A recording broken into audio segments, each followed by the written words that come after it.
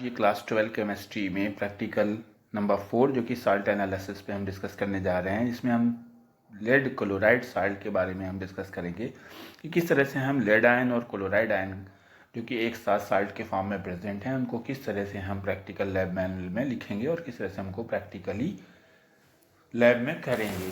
तो हमें जैसे कि मालूम है कि सबसे पहले लास्ट के 3 प्रैक्टिकल्स में हमने आपको बताया कि सॉल्ट की फिजिकल स्टेट लिखना ज़रूरी है, फिजिकल कंडीशंस क्या हैं, और उसके बाद में हम उसे ट्रीट करेंगे केमिकल्स के थ्रू स्टेप बाय स्टेप। लेकिन यहाँ पे हमने चूँकि लेड लिया है तो कुछ हमें ज़्यादा स्टेपिंग की ज़रूरत है, तो हमें इसको प्रॉपरली देखना है, समझना है। क्लोराइड का टेस्ट तो आप पहले भी सीख चुके हैं, और लेकिन अब यहाँ पे हम पहले सबसे पहले आपको एम बता दें। एम आपका वही रहता है जो कि एक्सपेरिमेंट में होता है सॉल्ट एनालिसिस के लिए, to identify one basic and one acidic radical in the given inorganic salt. ये आपको क्वेश्चन होता है, सीबीएसई का 8 मार्क्स का क्वेश्चन है। अब हमने जो सॉल्ट का एनालिसिस किया, इसकी फिजिकल प्रॉपर्टीज़ आप किस तरह से लिखते हैं, इसकी फिजिकल प्रॉपर्टी आपको यही फिजिकल प्रॉपर्टीज़ लिखनी होगी, क्योंकि ये वाइट क्रिस्टलाइन सॉल्ट है, इनसॉल्युबल इन कोल्ड वाटर। ये कोल्ड वाटर में सॉल्युबल नहीं है, ध्यान रखना है, और ये हॉट वाटर में सॉल्युबल है। अगर थोड़ा सा आप इसको गर्म करेंगे तब ये उसमें डिज़ोल्व कर जाता है और इसमें स्मेल नहीं होती है। और जैसा कि एक्सपेरिमेंट करने के लिए हमें कुछ ऑपरेटर्स की ज़रूरत होती है, तो ऑपरेटर्स आप वही ऑपरेटर्स जो test tube, boiling tube, holder, यहाँ पे हमको फिल्टर पेपर्स की भी ज़रूरत पड़ेगी, और तो आप लिखना चाहें तो उसे लिख सकते हैं, ज़रूरत नहीं है। और अब हम चलते हैं जो ऑब्जर्वेशन टेबल है। तो ऑब्जर्वेशन टेबल के लिए हमने आपको बताया कि ऑब्जर्वेशन टेबल में पहले हम एसिडिक रेडिकल्स के बारे में बताते हैं। इसमें 3 कॉलम्स बनाते हैं, एक्सपेरिमेंट, ऑब्जर्वेशन एंड इन्फ्लुएंस। और सबसे पहले हम इसमें स्मॉल अमाउंट में सॉल्ट लेते हैं। सॉल्ट लेने के बाद हम उसमें डाइल्यूट H2SO4 मिलाते हैं। यहाँ पे चेक करते हैं कि क्या कोई गैस इवॉल्व कर रही है, ज़रूरत पड़ती है तो हीट करते हैं, नहीं पड़ती तो हम हीट नहीं करते। तो यहाँ पे हमने ऑब्जर्व किया कि कोई गैस इवॉल्व नहीं हो रही, जैसे कि आप देख पा रहे हैं, नो गैस इवॉल्व। इसका मीनिंग है कि यहाँ पे कार्बन डाइऑक्साइड गैस नहीं निकल रही है इसका, और ये इसमें कार्बोनेट, बाइकार्बोनेट या सल्फाइड की एब्सेंस बता देता है। तो यहाँ पे हम डैश कर देते हैं। उसके बाद हम फिर से सॉल्ट नई टेस्ट ट्यूब में लेते हैं या वॉश करके ड्राई करके टेस्ट ट्यूब में लेते हैं, और उसको लिखते हैं कि हम सॉल्ट लेने के बाद कंसनट्रेटेड H2SO4 मिला करके थोड़ा सा हीट करते हैं, तो हमको एक गैस यहाँ पे मिलती है। कभी नहीं मिलेगी तो फिर यहाँ पे भी हमको डैश कर देना होगा, लेकिन यहाँ पे हमको एक गैस मिली है जिसका कि कलरलेस है, पंजेंट स्मेल गैस है। हम जूम कर रहे हैं आपको यहाँ पे, ये बहुत ही स्ट्रॉन्ग स्मेल की गैस होगी। आपको जैसे ही आप स्मेल करेंगे आपको खांसी सी आएगी। तो ये गैस के लिए हम आइडेंटिफिकेशन करते हैं इन्फ्लुएंस में। हमको ये HCl गैस का डाउट हो सकता है, लेकिन अभी हम कंफर्म नहीं कह सकते। तो उसको कंफर्म करने के लिए हम क्या करते हैं, उसकी माउथ पे एक NH3 अमोनिया की डिप करी हुई रॉड लाते हैं। तो क्या देखते हैं, हम देखते हैं कि वाइट फ्यूम्स इवॉल्व करते हैं और वो HCl गैस हो सकती है। यहाँ पे HCl गैस का कन्फर्मेटरी हो जाता है कि हाँ वो HCl गैस है। अगर HCl गैस इवॉल्व हो रही तो डेफिनेटली सॉल्ट में आपको पता है कि क्लोराइड होना है, लेकिन अभी भी हम उसको क्लोराइड कन्फर्मेटरी नहीं कह सकते। कि क्लोराइड कंफर्म करने के लिए हमको क्लोराइड आयन का कन्फर्मेटरी टेस्ट करना पड़ेगा, क्योंकि ये सॉल्ट जो है, ऊपर हमने जैसे आपको बताया था कि ये सॉल्ट जो है हॉट वाटर में सॉल्युबल है, कोल्ड वाटर में सॉल्युबल नहीं है। तो इसके लिए यहाँ पे हमको या तो इसमें वाटर एक्सट्रैक्ट बनाना पड़ेगा, सोडा एक्सट्रैक्ट बनाना पड़ेगा।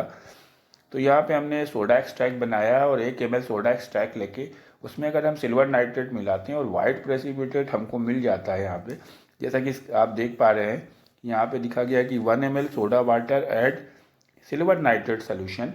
तो यहाँ पे हमको अगर वाइट प्रेसिपिटेट मिल गया तो ये क्लोराइड का कन्फर्मेटरी टेस्ट है।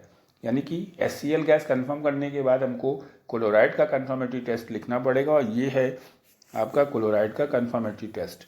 1 ml soda extract and add silver nitrate solution, white precipitate obtain. ये वाइट प्रेसिपिटेट सिल्वर क्लोराइड का होगा, और जो कि क्लोराइड को कन्फर्म करता है। अब स्टूडेंट, जब हम एसिडिक रेडिकल कर लेते हैं तो हम बेसिक रेडिकल की तरफ चलते हैं। बेसिक रेडिकल में जैसे कि हमने आपको बताया था कि बेसिक रेडिकल जो होते हैं उसमें 7 ग्रुप्स में करे जाते हैं। 0 group, first group, second group. 0 group के लिए हम सॉल्ट में NaOH का यूज़ करते हैं, सॉल्ट प्लस NaOH लेते हैं और हीट करते हैं।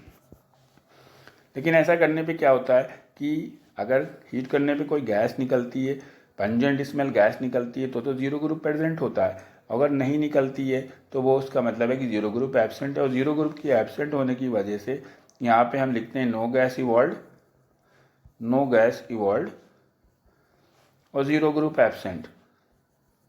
लेकिन यहाँ पे जब जीरो ग्रुप एब्सेंट हो जाएगा, इसका मीनिंग है कि अमोनिया गैस नहीं निकल रही और अमोनियम आयन नहीं प्रेजेंट है। तब हमको क्या करना पड़ेगा, फिर हम बाकी आगे के एक्सपेरिमेंट सॉल्ट से नहीं करते हैं, हमें सॉल्ट का एक सोल्यूशन बनाना होता है जिसे हम ओरिजिनल सोल्यूशन बोलते हैं।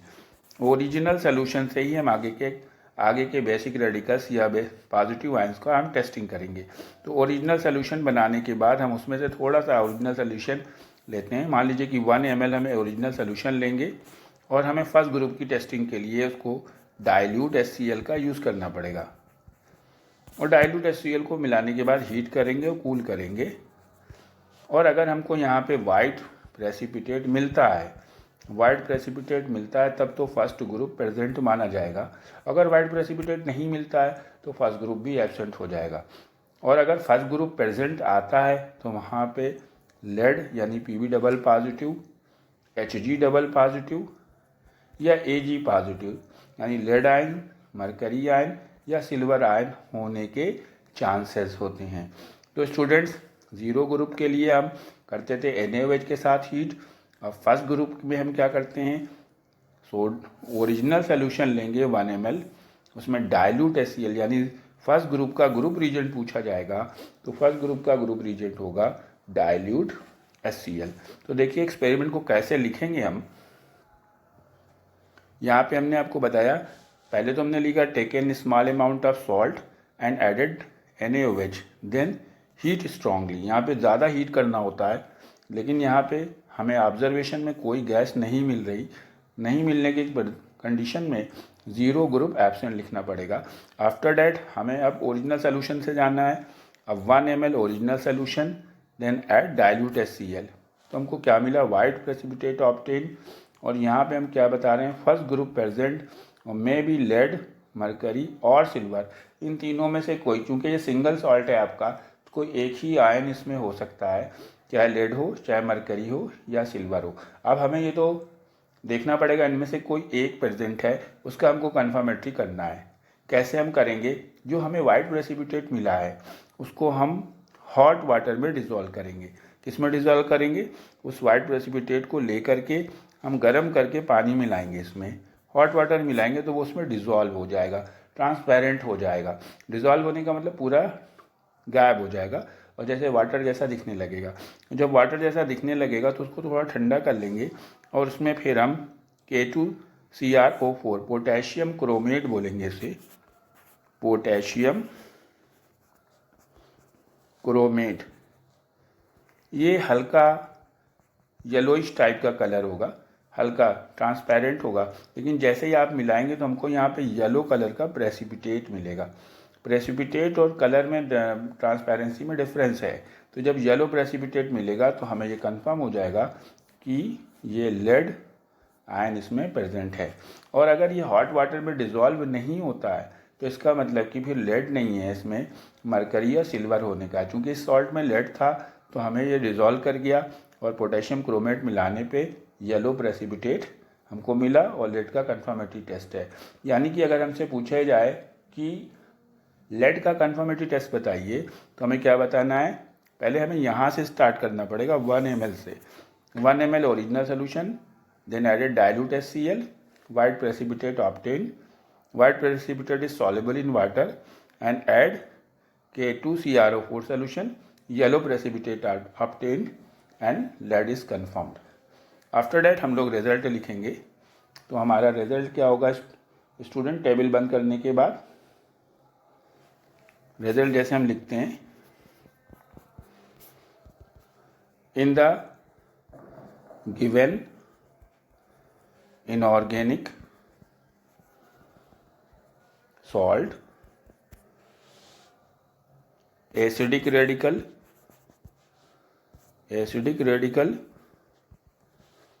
Chloride Cl negative chloride, basic radical